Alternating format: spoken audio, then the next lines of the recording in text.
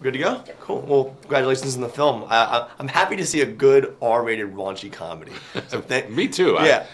Look, I love making them. I made them early on in my career. Right. And then I wanted to do a different kind of thing here. And, you know, Liz Merriweather, who worked on the script, who wrote it, and we worked together for 3 years, just has this extraordinary ear for, you know, dialogue of her generation and sort of finding a fresh way to, you know, tell this kind of story. Now, this is obviously, this is something that's newer. It's happening now with relationships. This was different. Because I was reading, like, When Harry Met Sally was completely different. It was the opposite, kind of.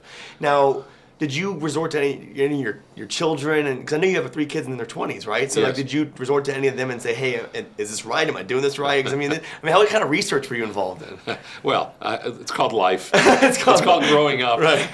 It's sort of certainly watching my own children, but beyond that, look, I make movies all the time. I'm surrounded by people of every generation, and as a filmmaker, you try, you know, you never stop observing. Right. And you never stop paying attention to, you know, everything that's particularly sociologically around oneself. And, you know, this really was my idea. I pitched it to Liz. I said, I mean, it's amazing that in terms of dating right now, someone who's going to date is sort of more likely and has a much easier time having sex. Right. Than actually having a kind of a committed sort of emotional relationship. That takes much more angst to go through. Now, I had to ask you this, and you've been directing for so many years, and so many classics, Ghostbusters, everything you've done has been amazing. Now, your son is an amazing director as well. When you watch his films, do you still learn things? I mean, like when you watch Thank You for Smoking or Up in the Air, do you learn things from your son, or is that kind of like... Oh, yeah. Really? Absolutely. Like, what do you Well, he's a really good filmmaker. He is a good filmmaker. So are you, though. And he's a really good writer. And, I mean, one of the nicest moments for me was when he saw, you know, a first cut of this movie. And he sort of patted me on the back. He said, "Wow, Dad, you're back to your old form. That's really great." You know, he was really proud. Made me really proud. I think we learn from all kinds of, you know, I learn from other filmmakers all the time of whatever their ages are.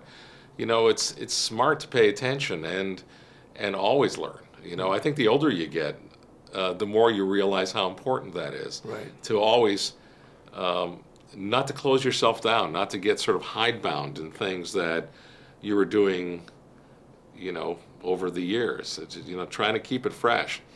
It's what I'm proud of. I mean, I love the cast that I was able to find for this. You know, I started putting kind of interesting ensembles of actors together as far as back as Animal House and Stripes.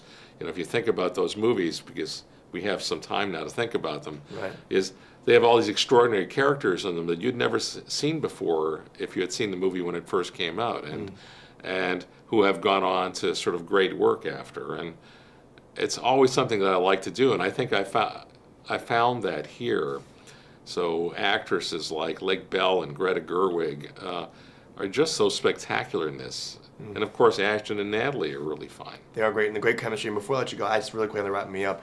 Ghostbusters 3, are you doing it? Well, is it happening? So. Well, there's a good script. You know, I've sent it to Bill Murray to read. He's got to read it, you know. Yeah. You know, so hopefully he will and Please like do it. I grew up on those 2 films. I grew up on those. So thank you so much. Man. Pleasure to meet you.